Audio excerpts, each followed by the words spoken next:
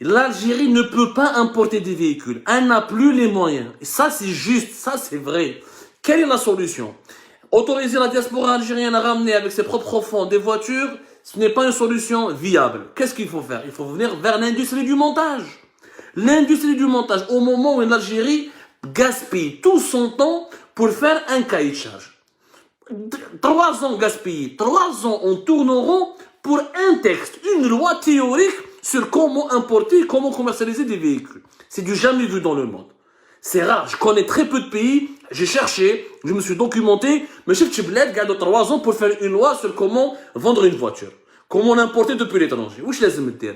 Tel qu'il met les pays africains, le montage, le Rwanda. Au Rwanda, en 2021, ils ont une entreprise. Au Rwanda, ils se sont lancés dans la fabrication des motos électriques. Amis du les motos électriques, le Rwanda. Le Rwanda, un pays de 13 millions d'habitants. Dans les années 90, quand on a fait génocide. Ils ont plus de 700 000 morts, etc. Ils ont évolué, mais ils ont ils ne peuvent pas importer des véhicules. On va faire des partenariats avec des grands groupes internationaux. Volkswagen s'est installé au Rwanda en 2018. Volkswagen, il a quitté définitivement l'Algérie en 2019-2020. Vous êtes un pays de fou, vous êtes un pays instable. Je mets les lois qui changent, aucune stabilité politique, aucune stabilité réglementaire. Le Rwanda, non seulement il est parti faire une usine, le Volkswagen, non seulement le géant allemand Volkswagen qui gagne plus d'argent que toute l'Algérie. Il est parti au Rwanda pour installer une usine de montage. En plus, il est en train de fabriquer des véhicules électriques. Et c'est adapté, les autorités du Rwanda, on n'a pas d'essence, on n'est pas riche, on n'a pas de pétrole, on n'a pas de gaz, on ne peut pas continuer à importer les carburants. Ils ont demandé à Volkswagen de s'adapter aux réalités locales et de faire des voitures électriques. Ou déjà, en 2018, en 2021, ils ont commencé à travailler sur un modèle expérimental de 20 Golf électriques et avec des stations de recharge. Kigali, Rwanda, pour ensuite développer la voiture électrique. Ou une entreprise rwandaise qui s'appelle Ampersand qui fabrique dès maintenant des motos électriques. Et la conception et le design de cette moto électrique, il est fait par des ingénieurs rwandais. L'assemblage, il est fait à Kigali au Rwanda. Quelques pièces, ils sont importées de l'étranger. Ensuite, il y a l'assemblage, fait à 150 pièces. Le design, la batterie, elle a été imaginée par des ingénieurs du Rwanda. Des pièces sont ensuite fabriquées à l'étranger, ramenées au Rwanda parce qu'il n'y a pas l'ingénierie industrielle pour fabriquer certaines pièces. Et elle est assemblée, la moto, elle est vendue. C'est une moto électrique. Il y a des stations de recharge. Tu as la batterie de la moto électrique. Tu vas vers une station de recharge au Rwanda. Tu as la batterie القديمة. ويبيعوا لك une batterie rechargée. وهما la batterie القديمة هذه qui n'est pas rechargée, vont la recharger, vont la revendre. Ouais, تمشي لهم. هاو le Rwanda يتمشي لهم. Ils sont ما قعدوش يحلوا ديريكت 3 ans au lieu de perdre 3 ans pour importer des voitures. Trouve des solutions industrielles. Il y a l'industrie, il y a un cerveau. Il n'y a pas que la bouffe, il n'y a pas que la poche. On peut pas continuer à rester un peuple qui bouffe, un peuple qui consomme. C'est possible de faire de l'industrie. C'est tout à fait possible.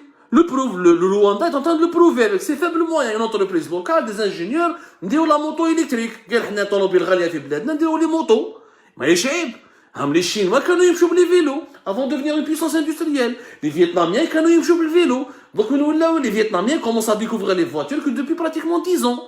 On n'est pas un peuple civil, on n'est pas un peuple hyper développé. Haram si on développe l'utilisation des motos ou des scooters. Le montage des véhicules, il faut revenir. Des pays africains sont en train de le faire. Le Ghana fait du juin 2021, il a abrité la nouvelle usine de Toyota. Toyota, il a investi au Ghana, il a fait une usine de montage. Ils ont construit, et c'est Toyota qui a financé, ils ont construit une usine avec 7 millions de dollars dans une ville à côté de Accra, la capitale du Ghana, où ils ont commencé à faire le montage des premiers modèles de pick-up. Ils ont beaucoup d'ambition, une stratégie industrielle pour développer le taux d'intégration, recruter des emplois locaux, utiliser de la matière première locale, et petit à petit, ils vont avoir un taux d'intégration. Un taux d'intégration satisfaisant. Toyota, le Ghana. Le Ghana n'a pas ramené que Toyota, d'ailleurs. Le Ghana, il a ramené plusieurs. Renault s'est installé au Ghana. Nissan s'est installé au Ghana. Hyundai, elle a quitté l'Algérie en 2020-2019 aussi. Elle s'est installée au Ghana. Comment ça s'appelle avec Toyota, j'ai avec Suzuki. Suzuki راهم يديروا ثاني حبوا يديروا ثاني كان بارتناريا في الغانا pour fabriquer des Suzuki وفي الغانا واش داروا mais ils n'ont pas fait les erreurs de l'Algérie. Voilà, c'est pas le montage qui n'est pas bon, c'est la manière dont il a été fait, expérimenté entre 2014, 2016 et 2019 en Algérie qui n'a pas été efficace ou là qui a saboté la réussite industrielle. Nous l'avons fait de manière totalement amateur. C'est quoi le problème de l'Algérie? On a deux erreurs principales. La première erreur, on n'a pas obligé les constructeurs étrangers à être eux-mêmes actionnaires dans les entreprises qui vont faire du montage de véhicules. Il fallait les obliger, il fallait faire qu'il y ait Renault. C'est Renault qui vient financer l'usine ou là qui doit être actionnaire de l'usine. Il fallait que Hyundai finance l'usine, mais chez Takoud. Il fallait que Volkswagen finance l'usine et soit actionnaire de l'entreprise. Mais chez le Ghana, ils ont fait ça. Le Ghana, c'est Toyota qui est venu investir. C'est lui qui est actionnaire majoritaire de l'entreprise qu'il a créée au Ghana avec des partenaires ghanéens pour fabriquer ou là pour monter, assembler les véhicules. On a une loi qui n'exige aucune participation au niveau de l'actionnariat, dans les capitaux des entreprises qui ont été agréées pour faire du montage des véhicules. احنا ما درناش الغلطه خلي les groupes internationaux خلي Hyundai soit actionnaire à 50% à 40% à 70% اعطيها 100% اعطيها 100% سيدي كيف احنا خير منهم هما اللي خلقوا الطوموبيلات خلي اهل اللغه كما نقولوا بالعربيه خلي اهل اللغه هما اللي يعرفوا الامور هذه laisse les grands constructeurs mondiaux venir s'installer créer des sociétés des filiales où ils sont actionnaires majoritaires où ils vont investir une partie de l'argent tu leur offres des facilités fiscales du terrain et tu les laisses développer le montage véhicule et tu vas voir que quand les constructeurs vont mettre de leur propre argent ils vont eux-mêmes ramener des sous-traitants et ils vont développer le taux d'intégration. Et l'industrie du véhicule va réussir. C'est tout. C'est comme ça. Le Maroc, ça a réussi au Maroc. Pourquoi ça ne peut pas réussir en Algérie? Ça a réussi au Brésil. Ça a réussi en Afrique du Sud. Le montage du véhicule, ça a réussi en Indonésie. Ça a réussi en Turquie. Pourquoi ça ne devrait pas réussir en Algérie? Allez. Donc ça a été déjà réussi. Quand t'es bon, c'est du gonflage de pneus. Parce que l'Algérie l'a mal fait. Mais tu tires les conclusions, tu corriges les erreurs et tu fais un nouveau cahier de charge qui favorise l'industrie réelle et sérieuse, et tu laisses les constructeurs mondiaux s'implanter. Tu essaies de les séduire et de les rassurer. La deuxième erreur, c'est qu'en Algérie, maintenant, SKD, CKD, le DKD. On a sponsorisé, on a accordé trop de subventions et trop de dédouanements, et on a donné beaucoup d'avantages fiscaux et parafiscaux à l'importation dans le cadre de DKD, importation simple. Il y a des voitures découpées en puzzles et assemblé. Donc, celui qui fait uniquement de l'assemblage, metlouche. Aucun avantage fiscal. Khalas TVA, khalas les droits douaniers, khalas koulish. Celui qui a un taux d'intégration de plus de 10%, de 15%, celui qui investit avec son propre argent, un constructeur mondial, investit avec son propre argent, un contrat, sur quelques années, il va te ramener, il va t'obtenir un taux d'intégration industrielle. Et ça va réussir. Depuis 2019, on est en train de se bouger le montage machine. Comment les entreprises sont développées? Le montage.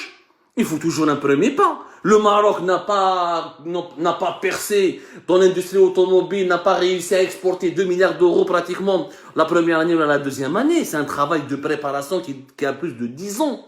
Non, on le commence aujourd'hui, en partant sur des bonnes bases, en évitant les erreurs du passé, en corrigeant les erreurs du passé, avec un rapport de confiance avec les constructeurs, avec des modalités techniques et des modalités financières qui sont pragmatiques. Vous allez voir, que le montage va réussir en Algérie.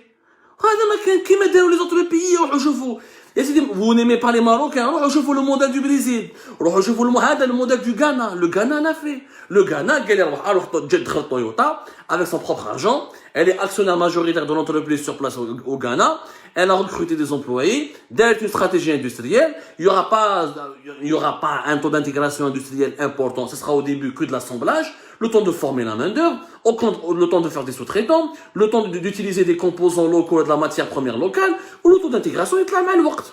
C'est la même chose que Renault est en train de faire au Ghana, c'est la même chose que Nissan, c'est la même chose que veut faire Suzuki, etc. Le retour au montage, il est fondamental. رانا نضيعوا في وقتنا. L'Algérie ne peut pas importer des véhicules, c'est vrai.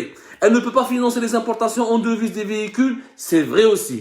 Ça, on a mis 3 ans pour travailler sur un cahier de charge, une loi théorique, un texte. Alors que le Rwanda a créé une moto électrique. Le Rwanda, يا جماعة عم يديروا في لي موطو إلكتريك وحنا لي ديريجون تاعنا مازلنا نخدموا على ان كاي شارج تيوريك ما عرفناش كان لوا نديروها quel texte on va le faire. C'est pas sérieux. Ce n'est pas sérieux cette histoire. Ce n'est pas sérieux, ya jma'a, ce n'est pas sérieux. Il est urgent de revenir vers le montage des véhicules. Il est urgent de revenir vers le montage des véhicules avec un processus industriel qui me prendra du temps. Ce n'est pas la première année que tu vas fabriquer la première voiture algérienne avec 50% de taux d'intégration et avec 50% des composants de cette voiture seront made in Algérie. Ce n'est pas possible. Aucune voiture, même la Mercedes, n'est pas à 100% allemande. Faut arrêter, même Mercedes, elle prend des composants qui viennent des pays de l'Est, qui viennent de Chine, qui viennent de l'Afrique, certains pays africains. Même les avions Airbus, mais qu'est-ce Airbus 100% européen ou la Boeing 100% américain. Ils disent des taux d'intégration, c'est un processus, l'industrie est un processus. لازم لها الصبر ولازم لها الخدمه ماشي البلبله. حنا en Algérie on est tous spécialistes اللي يجي يهضر المونتاج ماشي مليح انت واش تكون باش تقول المونتاج ماشي مليح. يعني لي بريزيليان ما يعرفوش لي سود افريكان ما يعرفوش لي اندونيزيان ما يعرفوش لي ترك ما يعرفوش لي سلوفان لي سلوفاك ما يعرفوش لي تشيك ما يعرفوش لا تشيكي كيفاش داروا شكودا تعلموا من عند لي زالمون فولكسفاغن. Ça a commencé par les usines de montage, le montage, l'assemblage, le montage, ensuite un montage plus industrialisé, une industrie plus innovante. Et l'avenir, c'est la voiture électrique, c'est la moto électrique, c'est les engins électriques, il faut pas les négliger. Nous sommes en retard d'une révolution industrielle en Algérie. Et nous allons être en retard d'une deuxième révolution industrielle. Et ce retard, au lieu de le combler, au lieu de le rattraper sérieusement, avec des solutions concrètes, avec des scénarios imaginables, réalistes, réalisables, pragmatiques, et donc, au lieu de commencer à travailler dès maintenant sur ces solutions, sur ces scénarios, on est en train de polémiquer sur comment importer des véhicules. Voilà. Et nous sommes en 2021. À la fin de l'année 2021. En décembre 2021, on polémique encore et on ne sait pas comment faire un texte pour importer ou pas un véhicule neuf. Eh bien, merci de nous avoir suivis. J'espère que nos propositions vont trouver un écho favorable. Comme les révélations sur les Jeux méditerranéens d'Oran ont trouvé quelques échos favorables. J'espère que nos propositions concrètes, sérieuses encore une fois, vont trouver un écho favorable. D'ici là, je vous donne rendez-vous demain pour une autre émission, d'autres révélations, d'autres explications, d'autres analyses. L'actualité se poursuit, l'information se poursuit sur Algérie.